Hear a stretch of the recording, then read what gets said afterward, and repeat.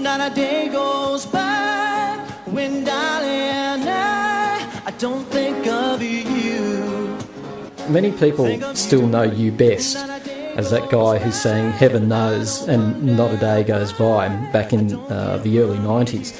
Yeah. Now, back in those days, your amazing mane of hair was as much a signature for you back then as Justin Bieber's hair is for him today. That's my opinion.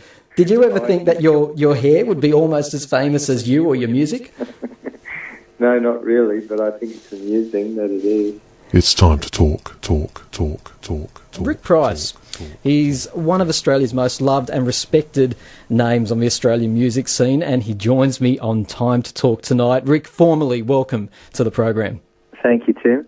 Now, listen, you're a bit of a busy man, aren't you, these days, Rick? I mean, I've been reading up about you. You've been heading up this John Denver story, and we'll talk about that in a moment, if that's all right. And I know you're also going around the regions performing your own shows, your own music. Whereabouts are you tonight? I'm in Perth doing a John Denver story performance at the Regal Theatre. Oh, that's excellent. So it's still running, is it? How's it going? It's going great. This is our second week. It's going really well. It's a wonderful show. It's a narrative concert, so I'm presenting 20 of John's songs and telling his story. I also like to clarify with people that it's not a tribute show, as in, I'm not impersonating John or being John. No. I'm telling his story, yeah.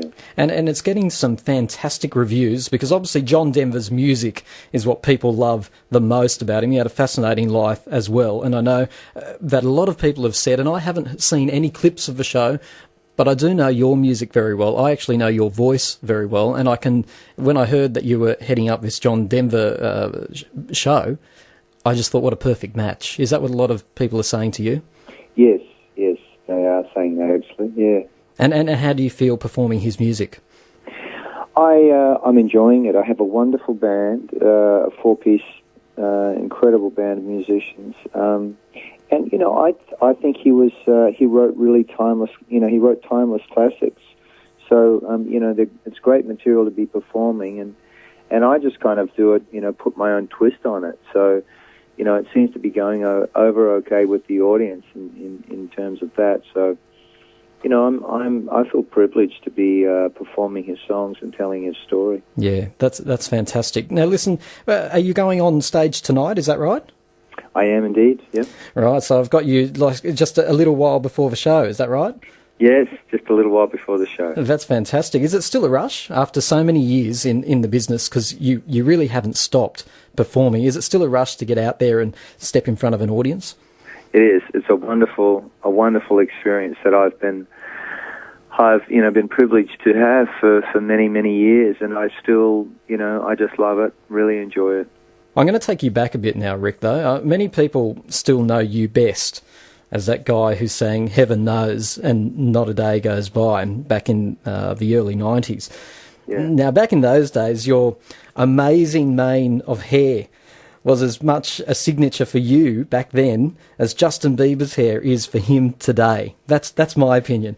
Did you ever think that your hair would be almost as famous as you or your music? No, not really, but I think it's amusing that it is. Do people still ask you about it?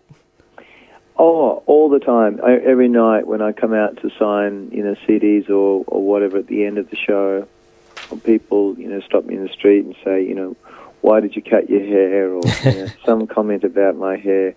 So I guess it's got a life of its own. It sure does. Some sort of famous people, or just people in general, try to run away from their past. It sounds like you've actually got a bit of a sense of humour about the hair. You don't mind people bringing it up? No, I don't mind at all. That's great. Tell us about your career these days, Rick. From what I understand, you've never really stopped performing. You've only just finished touring, I understand, I could be corrected here, with Tommy Emmanuel. I understand you live overseas. And then, of course, there's this John Denver show. Can you tell us a little bit about your career these days? Well, yes, it's kind of taken a couple of interesting turns and twists. I continue to write constantly. That's sort of a mainstay for me. Do you write for other artists as well as yourself? I do on occasion. There was a period of time around 2000 to 2005, that sort of area. I really focused heavily on writing for other artists, but I've returned to just to writing, per se. For the love of it. Yeah. I just, I'm just keen to write a good song, and I've come to understand that, the best writing I can do is if I just write something that I love, And on occasion, if an artist comes to me and wants a particular kind of song, or they want me to assist in writing a song idea that they have, I can do that. But generally, I just spend my time cultivating my own ideas. And I've just recorded a new album in New York City, and I'm just putting the final touches on that at the moment. So give us a bit of an exclusive here. What's the album? What's it called? What's it like? And when will it be released? Well, it's called The Water's Edge, which is the title track. The Water's Edge. Yeah, it was a song I wrote for a film a couple of years ago, and so that's the title track. It's pretty much consistent, with the style thing that I've done before. It's nothing, it's not a huge departure. I do what I do, and I like doing it that way. There's a couple of, ballad kind of things on there. I think the difference, I suppose, with this record is it's a very uplifting record. It's very positive in many ways. It's about, sort of falling in love as opposed to losing love. I have noticed that about your music, if in all honesty. As I say, I'm a fan of your music, and like you say, some of it, if you look at the lyrics, could be considered quite morbid.